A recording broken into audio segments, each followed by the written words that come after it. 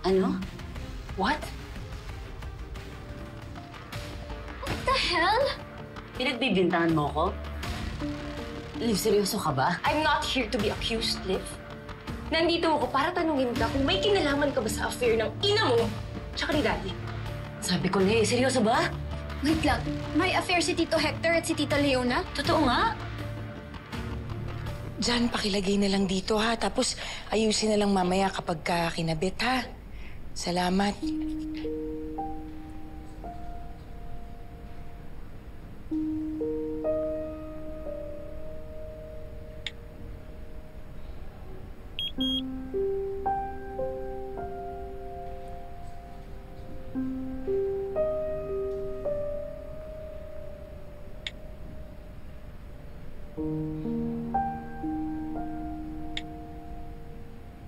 Riona. Ay, Betty. You did it again.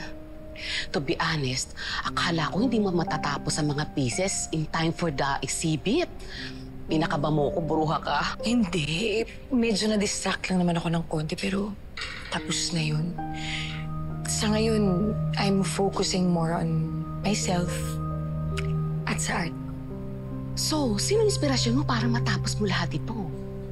Siyempre, yung anak ko, si Liv. At sino pa? Ano, hindi ka makasagot, ha? Bakit hindi ka makasagot? Alam mo eh! Because you knew all about this. Kasama ka rin siguro sa pagpaplano ni Tita Leona, no? Ano, para masira yung pamilya namin? Para kayo, mabuo kayo, para happy family kayo, ganun ba, ha? Umigil ka na akin eh! Umigil ka na! Ano ba? Oh, Wrecker! Uy, ano ba? Umigil ka na! Magkakasakitan pa kayo eh! Nasaan ang susi ko? Tinago ko. Bakit? Give it back. Para ano? Puntahan yung kabit mo? No way!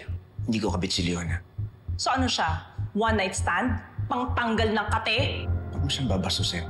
Ako binabastos niyo. You're disrespecting me. Huwag kang mamalinis, Marga. Para bang hindi ka nakagawa ng pagkakamali. So ano? Gumaganti ka lang? No. But I kept asking you to talk about our problems. Pero ano? Umiiwas ka. Instead, pinawi mo si Emily to guilt me into staying this marriage. There you go. Sa wakas nasabi mo na rin yung gusto mo? Ha? That you want out? Gusto mo maghiwalay tayo? No way, Hector. No way. Over my dead body. No, actually, I will kill you first before I let you go.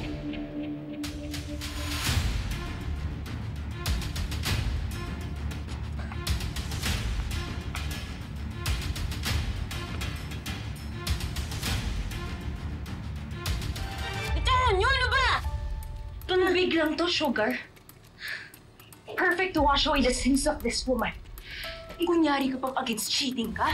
Nagalit ka sa mga cheater, ha? Pa-women empowerment ka pa, ha? Pero ano? Pag beneficial sa'yo, hinahayaan mo na lang. Pretentious! Hindi totoo yan! Hindi homewrecker ang nanay ko. In fact, hindi naman mabubuo ang pamilya mo kung di nagpaubaya yung nanay ko.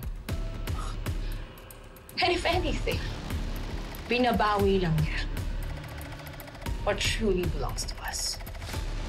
Okay, so that's your nanay. Ang kapal ng kanya!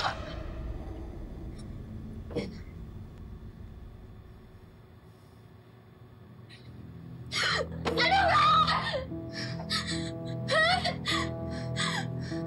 Bakit ba? Bakit ba palagi na lang ako nadadamay? Totoo ba to? Alam mo, I should have just stayed away from the both of you.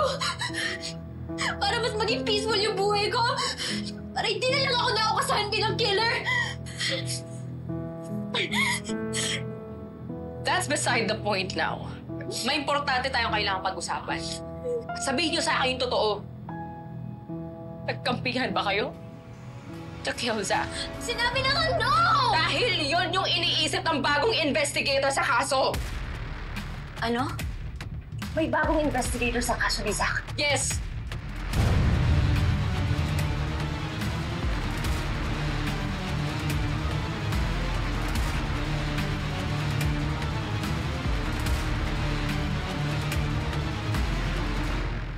Gagana ho ba yung tactic niya, ma'am? Alam mo ba na maraming preso ang nadidiin sa kaso dahil nagiging witness yung kasama nilang inmate? Narinig ko na nga ho yan. Kapag nasa isang enclosed space ang mga kriminal, nagkakapalagayan sila ng loob. May mga napapaamin dahil naisip nila pare-pareho naman tayong may sala dito eh. Ang hindi naiisip ng mga kriminal ay dapat hindi sila nagtitiwala sa isa't isa. Dahil lahat sila Judas.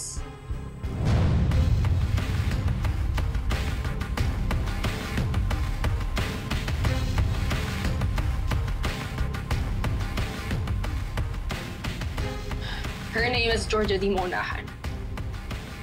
Nagpunta ako sa presinto because I wanted to meet her. I saw this board. Para doon niya tinatrack lahat ng mga connections natin kay Zach. And all the evidence. Ano nakita mo dun sa board? Ikaw, connected ka sa lighter. Ikaw naman sa tea tree oil. At ikaw naman, Yana, sa fireworks powder.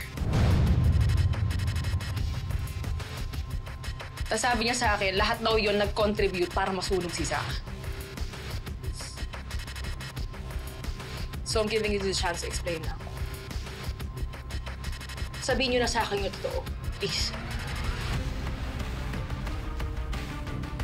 Individually, may connection kayo sa pagkasunog ni Zach. Pero ang tanong, nagkuntsabahan ba kayo para patayin yung boyfriend ko? Sino bang wala dito? Sino bang nagpatawag sa atin? And who's not affected with the recording? Si Liv. Guys, Cor, pag-usapan natin ng maayos. What are you guys doing here? May ibibigay kasi ako sa'yo. May problema daw yung mga bata. May bagong investigator sa kaso ni Zach. And she's very determined na pagbintangan kami sa murder case. May hawak po siyang recording of us talking about how Zach died. Pwede nating gamiting leverage to para may bumaliktad sa kanila. Kailangan lang natin alamin ang weakest link sa barkada. Kaya pong mapababa ang parusa ninyong mag-ama. Pero kapag di nyo ko tinulungan, makukulong kayo.